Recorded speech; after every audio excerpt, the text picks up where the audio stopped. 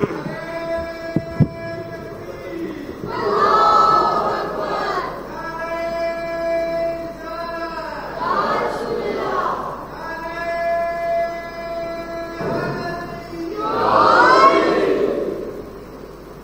مرحومین کے سال ثواب کے لیے شہدائے ملت جعفریہ ان کی بلندی درجات کے لیے رحم اللہ من قرأ الفاتحہ۔ بسم اللہ الرحمن الرحیم۔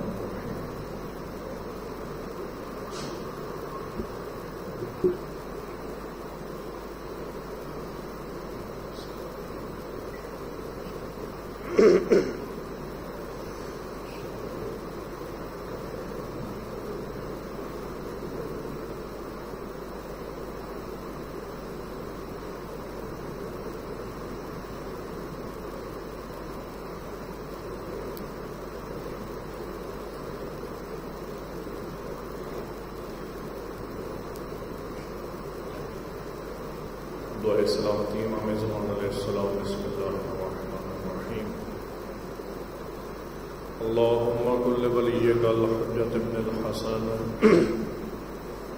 صلواتک علیہ وعلی آبائہ فی هذه الساعة وفی کل ساعة ولیا وحافظا وقائدا وناصرا ودلیلا معینا حتی تسکنہ ارضک طوعا وتمتعہ فیہا طویلا برحمتک یا ارحم الراحمین۔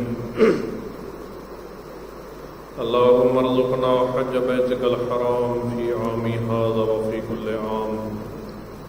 اللہم ارزقنا زیارت قبر الحسین علیہ السلام وجمیع قبور الائمہ علیہم السلام فی عامی ھذا وفی کل عام۔ اللہم ارزقنا محبت الحسین علیہ السلام۔ اللہم ارزقنا زیارت الحسین علیہ السلام۔ اللہم ارزقنا شفاعت الحسین علیہ السلام بفضلک ورحمتک یا ارحم الراحمین۔ اللہم صلی علی محمد وآل محمد۔ درود پڑھی محمد وآل محمد۔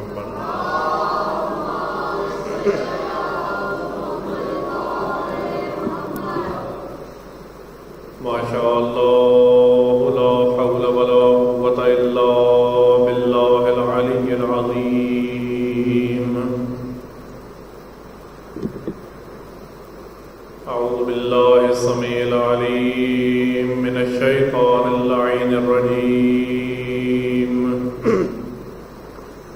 بسم اللہ الرحمن الرحیم۔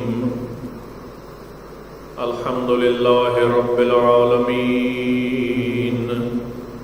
بارئ الخلائق اجمعین، ثم الصلاة والسلام علی العبد المؤید والرسول المسدد المصطفى الامجد المحمود الاحمد حبیب الہ العالمین بالقاسم محمد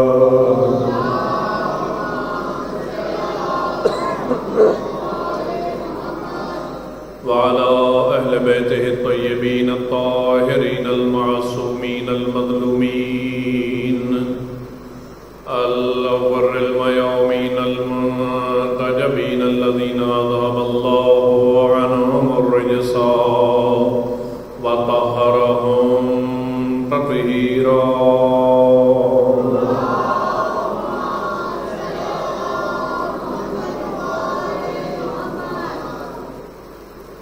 ورحمة الله على أحبابهم وأصحابهم وشيعتهم ولعنة الله على أعدائهم وظالميهم ملعونين۔ أما بعد، فقد قال الله سبحانه وتعالى في كتابه المبين: بسم الله الرحمن الرحيم. ووهبنا لهم من رحمتنا وجعلنا لهم لسان صدق عليا۔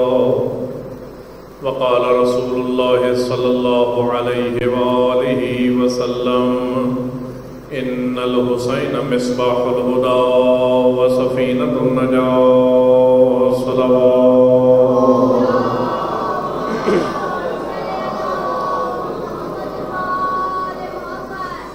نعرہ تکبیر نعرہ تکبیر نعرہ رسالت نعرہ رسالت نعرہ حیدری نعرہ حیدری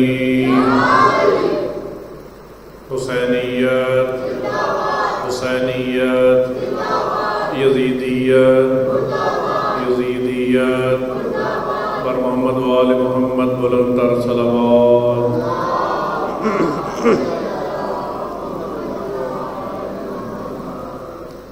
دعا ہے اللہ رب العزت منتظمین کی یہ صفحہ ماتم بچھائی، انتظام کرنے والوں کا انتظام، شاہ صاحب کی زحمات، خطبہ ذاکرین کا بیان، عقید کے الفاظ اپنی بارگاہ میں قبول و منظور فرمائے۔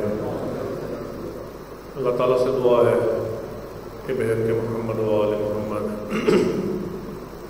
اربعین حسینی کہ جس کے سلسلے میں پوری دنیا میں عزاداران مظلوم کربلا عزاداری میں مصروف ہیں، خصوصاً جو زائرین اس وقت لاتعداد زائرین کربلا میں امام حسین علیہ السلام کے روضہ اقدس پر پرسہ دینے کے لیے حاضر ہیں، اور پوری دنیا میں جہاں جہاں عزاداران اپنے گھروں سے نکلے ہیں، تمام عزاداران کی حفاظت فرمائے، شر شیطان و شر دشمنان سے محفوظ فرمائے۔ عزاداری کی راہ میں جو رکاوٹیں ہیں، چاہے ہمارے ملک میں ہیں چاہے ہمارے ملک سے باہر ہیں، تمام رکاوٹوں کو دور فرمائے۔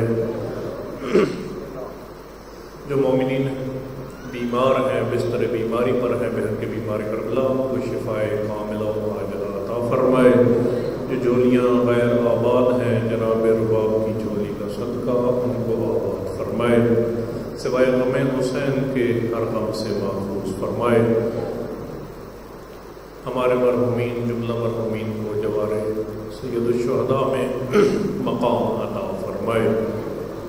وارث زمان حجت دوران امام زمان عجل اللہ فرج شریف کے ظہور میں تعجیل فرمائے۔ ان دعاؤں کی قبولیت کے لیے بآواز بلند صلوات۔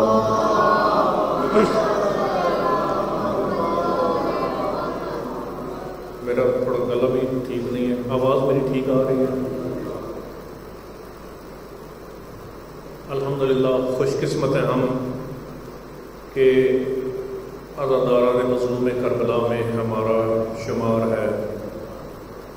ابھی شاہ صاحب فرما رہے تھے کہ یہ وہ محفل ہے کہ جس محفل میں بلانے والا کوئی دنیاوی، کوئی آفیسر، کوئی حکمران، کوئی دنیاوی عہدیدار نہیں، بلکہ اس میں ہمارا انتظار کرنے والی وہ ہستیاں ہیں کہ جو وجہ تخلیق کائنات ہیں۔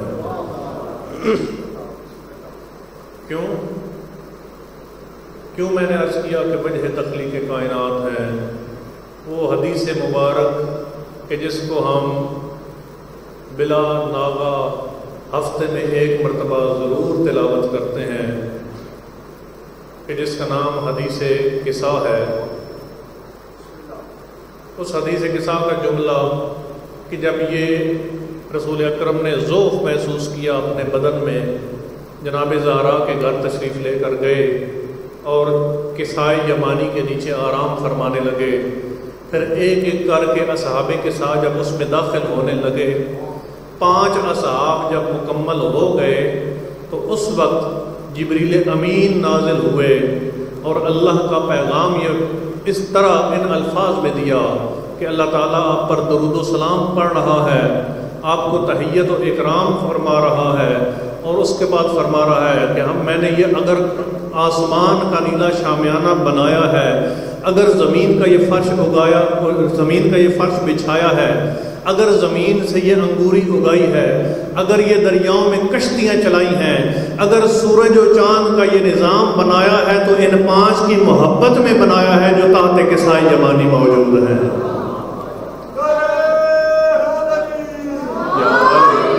ان کی 5 کی محبت میں میں نے سارا کا سارا نظام، پوری کائنات کا نظام، اگر کشتیاں چل رہی ہیں، اگر شمس و قمر اپنے مدار میں گھوم رہے ہیں، تمام کی تمام کائنات اپنے نظام کے تحت چل رہی ہے، الا فی محبت ہؤلاء الخمسۃ الذین هم تحت الکساء، ان 5 کی محبت میں جو اس وقت رسول کی زہرا کی چادر کے نیچے آرام کر رہے ہیں۔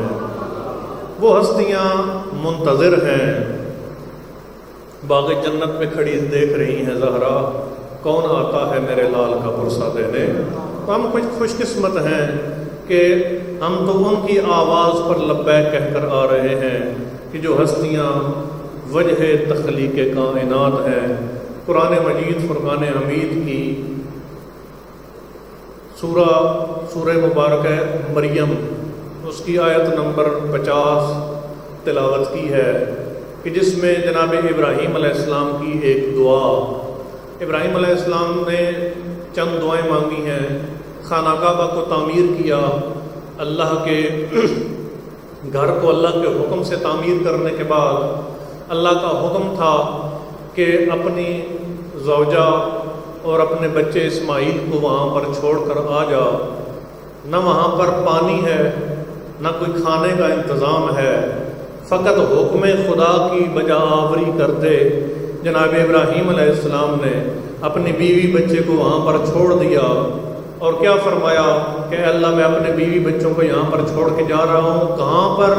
اندہ بیتک المحرم اندہ واد غیر ذی زر، وہ اس وادی میں چھوڑ کر جا رہا ہوں کہ جس میں نہ کھانا ہے نہ پانی ہے، کوئی شے زندگی کے اسباب موجود نہیں ہیں، لیکن میں اپنے بیوی بچوں کو تیرے حکم پر چھوڑ کر جا رہا ہوں تاکہ وہ تیرے اس گھر کے قریب رہیں، اس حرمت و عزت والے گھر کے قریب رہیں، تیرے احکام کی پابندی کریں، یقوم الصلاۃ، نماز قائم کریں، زکوٰۃ ادا کریں، اس وجہ سے چھوڑ کر جا رہا ہوں۔ لیکن وہ ہستی کے جو بچپنے کے عالم میں ہے جناب اسماعیل علیہ السلام، اگرچہ بچپنے میں ہے لیکن ہمارا عقیدہ ہے کہ ولی خدا چاہے بچپنے میں ہی ہو ولی خدا ہوتا ہے۔ کچھ دیر گزرنی تھی، کھانا بھی ختم ہو گیا، کتنا کھانا چھوڑ کے گئے تھے، 1-2 دن چلا، ختم ہو گیا، پانی ختم ہو گیا۔ بچے کو جب پیاس کی شدت آئی تو ماں پریشان ہوئی، کبھی ایک پہاڑ کی طرف جاتی ہے پانی کی تلاش میں، کبھی دوسرے پہاڑ کی طرف جاتی ہے۔ 7 چکر لگائے ہیں صفا و مروہ میں، ان 7 چکروں کا لگانا تھا کہ اسماعیل کے قدموں سے پانی کا چشمہ جاری ہو گیا، اور جناب ہاجرہ کے اس اقدام کو حج و عمرہ کا رکن بنا دیا۔ گویا فرمایا کہ اگر ولی خدا کے لیے تم کوشش کرو گے، تم اس دنیا سے چلے جاؤ گے، تمہارا کام رہتی دنیا تک باقی رہے گا۔ عزاداری سید الشہداء، عزاداری سید الشہداء جو ہم کرتے ہیں اس میں ایک مقصد یہی ہے کہ اگر جناب ہاجرہ نے ایک ولی خدا، ایک نبی خدا کی خدمت کے لیے، ان کی جان بچانے کے لیے اگر وہ چکر لگائے ہیں تو ان کے اس چکر لگانے کو اللہ نے اتنا پسند فرمایا ہے کہ حج و عمرہ کا رکن بنا دیا ہے، تو پھر جو فخر اسماعیل ہے، جو ذبیح اللہ کا بھی فخر ہے کہ جس کو ذبح عظیم کربلا میں ملی ہے، اس کے ذکر کو بلند کرنے والوں کو بھی اللہ پسند فرماتا ہے۔ اور سورہ نساء میں 6 پارے کی ابتدا میں فرمایا کہ اللہ کسی بھی احتجاج کو جو بلند آواز میں ہو اس کو پسند نہیں کرتا، ہاں وہ احتجاج جو مظلوم کے حق میں ہو، ظالم کے خلاف ہو۔ تو ہم آج احتجاج کی آواز کو بلند کر کے کہتے ہیں کہ دنیا کے سب سے بڑے ظالم کا نام یزید ہے، دنیا کے سب سے بڑے مظلوم کا نام حسین ہے۔ آج ہم حسینیت زندہ باد اور یزیدیت مرد آباد کا نعرہ لگا کر آج کے یزیدان وقت عصر نو کو یہ پیغام دینا چاہتے ہیں، سن لیں میری طرف سے یزیدان عصر نو، نام حسین تم سے مٹایا نہ جائے گا، واجب ہوئی ہے ہم پہ عزاداری حسین، پھونکوں سے یہ چراغ بجھایا نہ جائے گا۔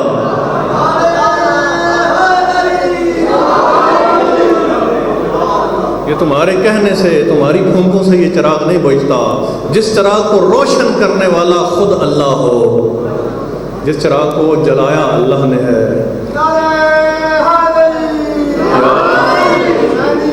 زندہ زندہ زندہ اللہ صلی اللہ۔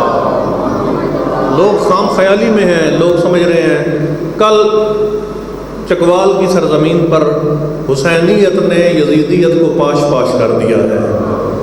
1 لاکھ مجھے بتا رہے تھے کہ 1 لاکھ کے قریب زائرین، 1 لاکھ کے قریب عزاداران کل جنہوں نے مشی کی ہے چکوال سے، تلا گنگ سے لے کر شبیہ روضہ حضرت عباس علمدار تک، جو اس وقت بھکاری کلاں میں موجود ہے، در عباس جس کو کہا جاتا ہے، تقریباً 1 لاکھ زائرین نے، 1 لاکھ عزاداروں نے مشی کی ہے۔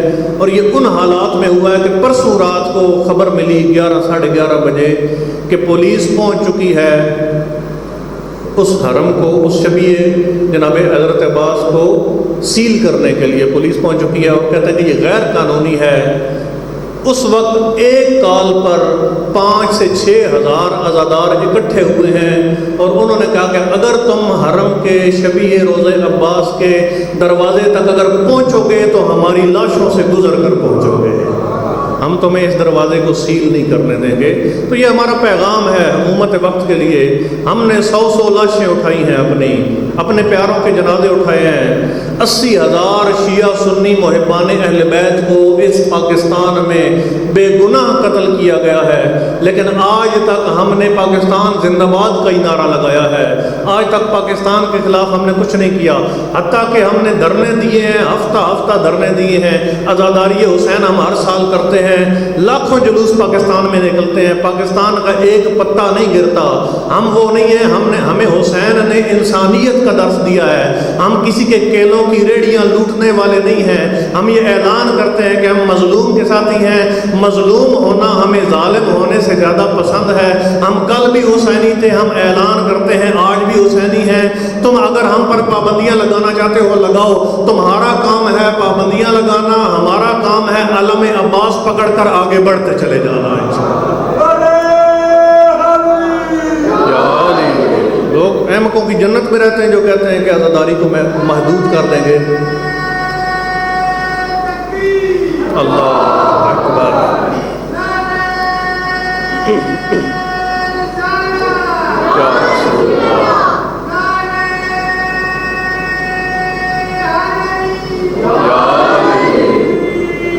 لوگوں کو معلوم نہیں ہے، ہر سال لوگ کا فلاں کام نہیں ہوگا، یہ جلوس نہیں نکلے گا، ہر سال جلوس نکلتا ہے، ہر سال کسی حوالے سے عزاداری محدود نہیں ہو سکتی۔ اور پھر ابھی شاہ صاحب شروع میں فرما رہے تھے کہ عزاداروں کا انتظار ہے، لوگ آئیں گے، تو یہ بڑی بات ہے۔ میں عرض کر رہا تھا کہ آج سوموار کا دن ہے، ورکنگ ڈے ہے، تو شاید لیکن آپ لوگ قابل تعریف ہیں، لیکن پڑھنے والا یہ نہ سمجھے کہ میں پڑھ رہا ہوں تو مجلس ہو رہی ہے، انتظام کرنے والا، سننے والا، بانی، عزادار یہ نہ سمجھے کہ میں شامل ہوں گا تو مجلس ادا ہوگی، میری وجہ سے یہ عزاداری ہو رہی ہے۔ نہیں، یہ پڑھنے والے کو، سننے والے کو اس بات کے بارے میں عقیدہ ہونا چاہیے، اس بات کو اس کو ذہن نشین کر لینا چاہیے، عزاداری ہماری وجہ سے نہیں، ہم عزاداری کی وجہ سے ہیں، ہم عزاداری کی وجہ سے ہیں۔ ہماری تخلیق کا مقصد وہ دعائے زہرا کہ حسینیت کے پرچم کو لے کر آگے بڑھنا۔ سورہ مریم کی آیت نمبر 50 کہ جس میں ابراہیم علیہ السلام نے ایک وہ دعا فرمائی اور اس کے بعد کیا فرمایا، اللہ سے رحمت کی دعا کی، تو جواب میں کیا فرماتا ہے، وَوَهَبْنَا لَهُم مِّن رَحْمَتِنَا، ہم نے ان کو اپنی رحمت سے حصہ عطا کیا۔ پھر جناب ابراہیم علیہ السلام نے دعا کی، کیا اے اللہ میرے لیے وَاجْعَلْ لِي لِسَانَ صِدْقٍ عَلِيًّا، اے اللہ آخری زمانے میں مجھے ایک ایسی زبان عطا فرما، توجہ ہے آپ لوگوں کی، مجھے ایک ایسی زبان عطا فرما جو سچی بھی ہو، علی بھی ہو، سچی بھی ہو اور علی بھی ہو۔ علی کا مطلب علی، یعنی ترجمہ میں نے کی لسان صدق علیہ، تو جناب ابراہیم علیہ السلام کی ہر دعا کو اللہ نے قبول کیا، تو کیا اس دعا کو قبول نہیں فرمائے گا؟ یقیناً قبول فرمائے گا۔ اللہ نے وہ زبان عطا فرمائی آخری زمانے میں کہ جو زبان سچی بھی ہے، علی بھی ہے۔ علی کا مطلب ہے بلندی، بلندی کا مطلب ہے علی۔ سب سے بلند جو ہستی ہوتی ہے، بلند ترین جو ہستی ہے، اس کو علی کہا جاتا ہے۔ گویا میں دوسرے الفاظ میں بیان کروں کہ ایک انسانی ہستی کے لیے، ایک شخصیت کے لیے انسانی عقل جتنی بلندیوں کا تصور کر سکتی ہے، اس تمام کا مالک علی ابن ابی طالب ہے۔ اس تمام کے مالک کا نام جتنی ایک شخصیت کے لیے ایک بلندی کا تصور ہو سکتا ہے۔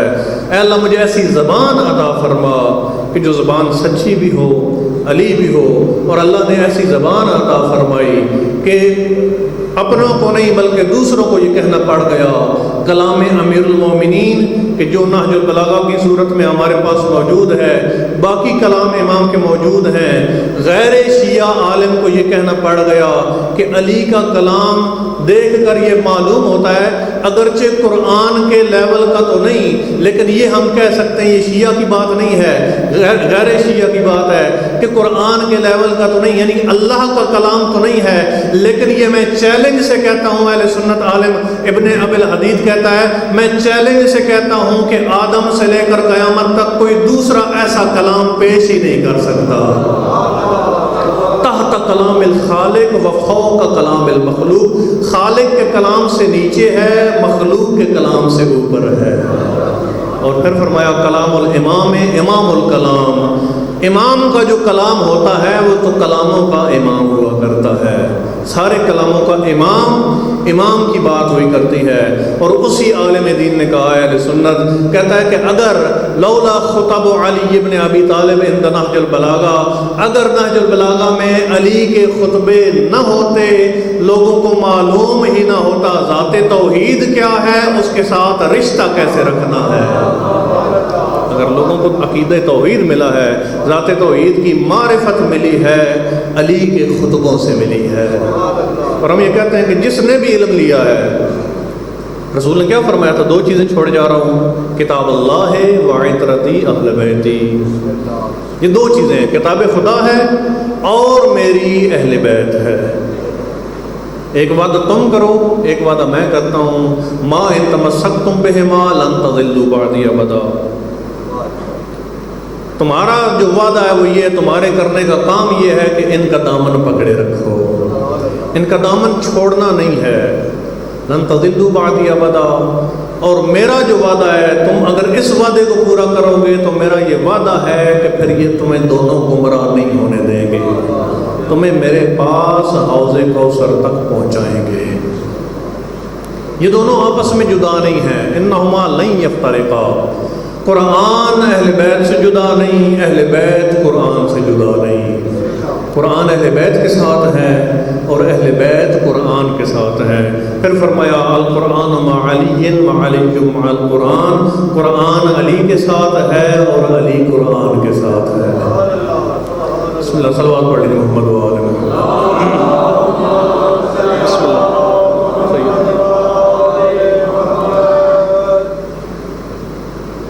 نعرہ تکبیر، نعرہ رسالت، یا رسول اللہ، نعرہ حیدری، محمد و آل محمد پار پر انتر صلوات۔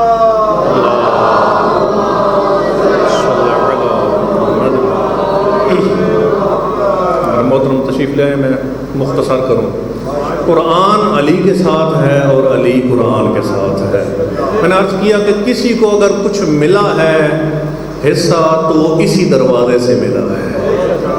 اگر میں نے عرض کیا، اس نے اہل سنت عالم دین نے کہا کہ لوگوں کو توحید کا پتہ نہ ہوتا اگر علی کے خطبے نہج البلاغہ کے نہ ہوتے۔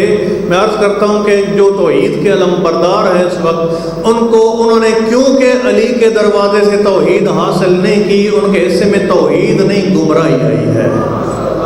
جس کو جوش ہے ملی ہے اس دروازے سے ملی ہے، یہ آپس میں جدا نہیں ہے، کیونکہ علی بھی علم کا دروازہ ہے، قرآن نور کی حکمت کی کتاب ہے، علم کی کتاب ہے، یہ آپس میں جدا نہیں ہے، یہ دونوں جدا نہیں ہو سکتے، یہ دونوں ایک دوسرے کے بغیر سمجھ بھی نہیں آ سکتے۔ اس وجہ سے فرمایا تھا کہ خود سمجھنے کی کوشش نہ کرنا، حسبنا کتاب اللہ کے دعوے نہ شروع ہو جانا۔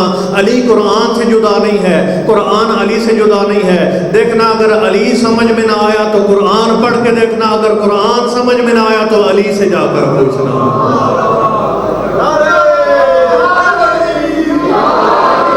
اگر قرآن سمجھ میں آیا کسی اور دروازے پر نہ بھٹکتے رہنا، ان دروازوں پر نہ بھٹکتے رہنا جن کو سورہ بقرہ یاد نہ ہو۔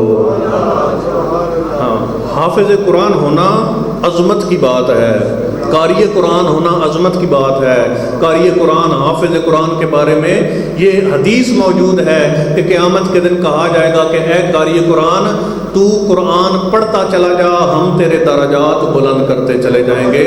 لیکن میں عرض کرتا ہوں، حافظ قرآن ہونا اور بات ہے، محافظ قرآن ہونا اور بات ہے۔ ہماری طرح قرآن کھول کے سامنے رکھ کر پڑھنا اور بات ہے، نوکے نیزہ پر قرآن پڑھنا اور بات ہے۔ ہم تو ان کے وارث ہیں، ہم تو ان کے ماننے والے ہیں جو وارث قرآن ہیں، قرآن کے وارث ہیں، قرآن کے محافظ ہیں۔ نہضت کربلا میں جمعے کے خطبے میں عرض کر رہا تھا کہ محرم حسین کی مظلومیت کی علامت ہے، اور یہ جو اربعین حسینی ہے یہ حسین کی فتح کا اعلان ہے، حسین کی فتح کا اعلان ہے۔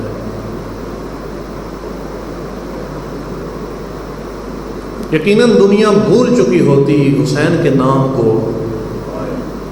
صحرا میں شہادت ہوئی، کوئی دیکھنے والا نہ ہوتا، کوئی گواہ موجود نہ ہوتا، اگر زینب کبریٰ و سید سجاد نہ ہوتے۔ شام کو فتح کیا ہے ان دو ہستیوں نے، فتح کیا ہے شام کو۔ خود تو جن حالات میں دن و رات گزارے، جن حالات میں یہ قافلہ پلٹا ہے، کیا مورخین بیان کرتے ہیں کہ 120 بیویوں میں سے 12 بیویاں رہ گئی۔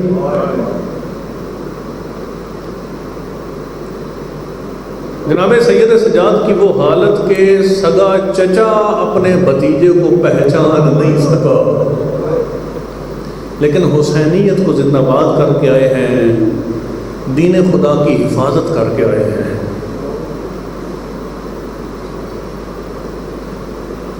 انسان، خاص کر خاتون کا یہ سلسلہ ہوتا ہے کہ اگر شوہر اس دنیا سے رخصت ہو جائے، شہید ہو جائے، فوت ہو جائے، تو اولاد کے سر پر وہ زندگی گزار لیتی ہے۔